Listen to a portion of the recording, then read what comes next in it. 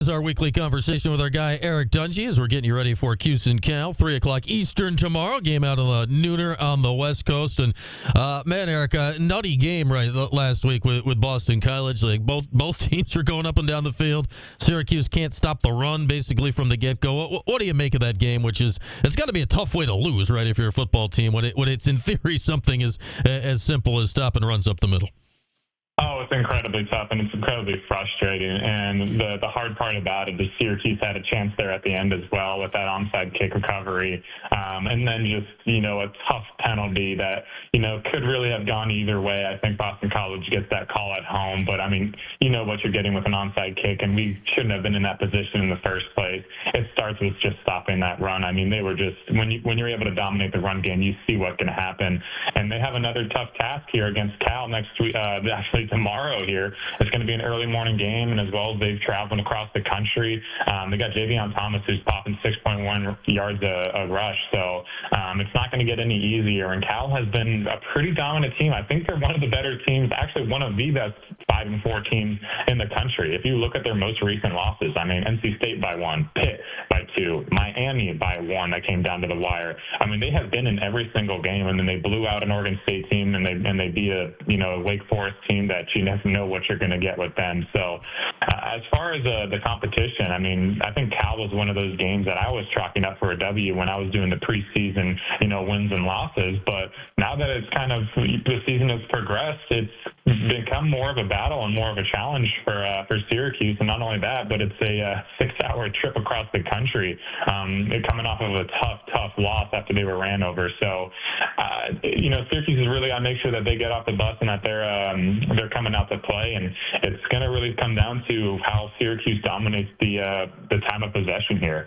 I think they really have to make sure that they establish their own run game with McQuince, get some of those RPOs in, and just have long, sustainable drives, just so they can, keep Syracuse's defense off the field and make sure that Cal's not able to dominate the run game with Javion. Yeah. You look at that. They got Jaden Ott, who was supposed to be their lead back there. He led the Pac-12 in rushing last year, though he's been banged up, kind of in and out of the lineup this season. If you're Cal here, Eric, I don't know what your game plan would have been before Syracuse played Boston College last week, but how is there any way, right, that your game plan is not just run it right at him after what you saw last week?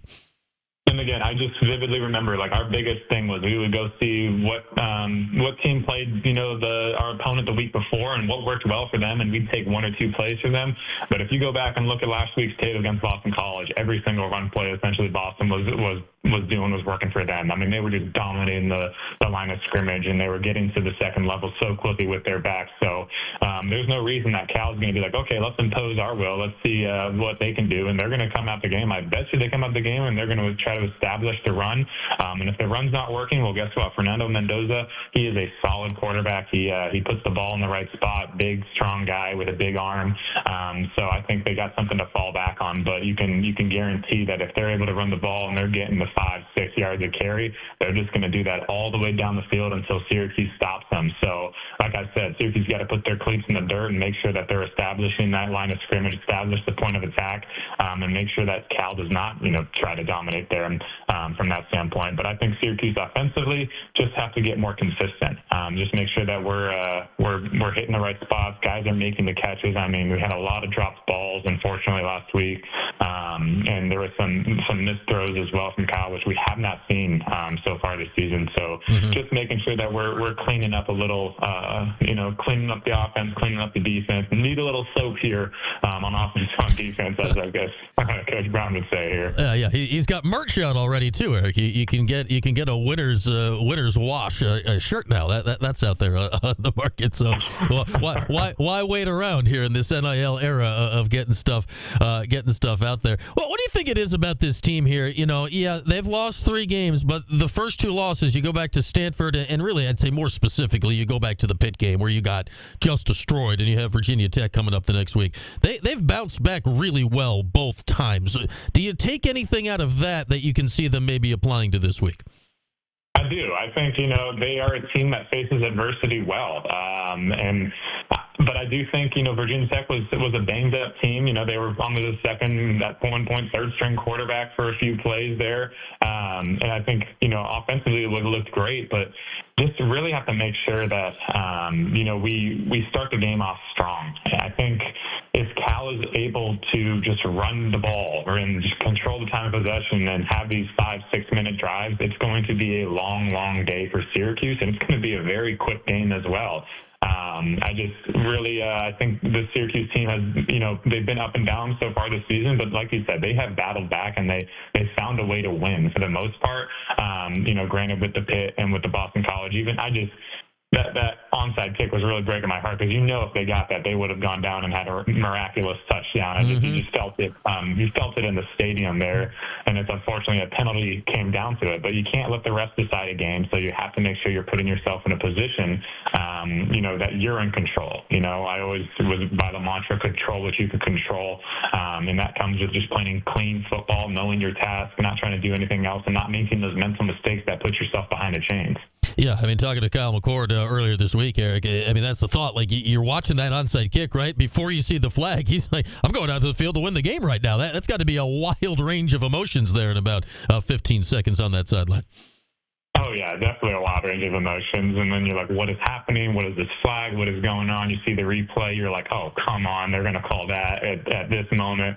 But you know what? At the same time, that's the rules. It's the penalty. It's in the playbook. And the call was made. And, we got to make sure that we're, doing a better job in the first hand, whether it be just taking care of the ball with the safety that happens or something else. The safety was the turning point in the game. You had 2 points and we get the ball back. That's a killer for you, a killer for your momentum, and they were still almost able to come back. So I'm excited. I think Syracuse can stand a good chance, and like you were saying, they're going to battle back. You look at those losses, and they performed very well the following week, and we'll see if that's a trend here. And hopefully, instead of having another loss against UConn versus Miami, we can just continue to get 3 wins here to end out the season, and end on a very high note. Yeah, I go back to 18 with you. You guys won at the end of that season, right? To go from 6 bowl eligible to 7 to 8 to 9. How important is that step here this year to, all right, 6 is nice, bowl game is nice, to, add on a few more here at the end? Oh, definitely. I think it's just the bowl game that you do go to. The Camping World Bowl was a phenomenal production. It was a lot of fun, and I'm not knocking other bowls, but there are a lot of bowl games, and it's a great feat to get to one. However, you do want to play in one of the best ones, and if you get 9 wins and you have a chance to win 10 games, that is truly incredible, especially for a first-year head coach.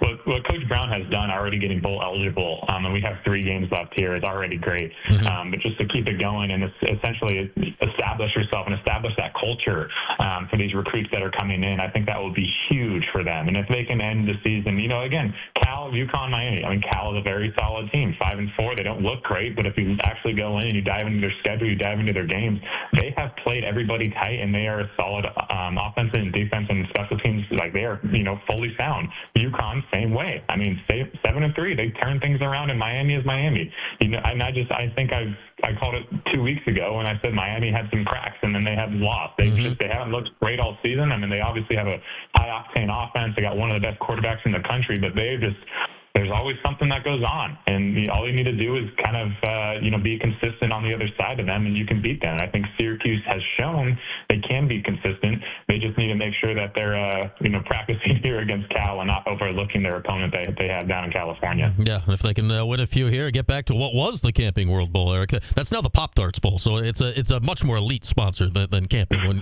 you guys were. It was a great game, but now Pop-Tarts are involved. That's just a lot more fun. All right, man. Great to chat. As always, enjoy the game. Enjoy the weekend. We'll talk again next week. All right. Thanks, Ron.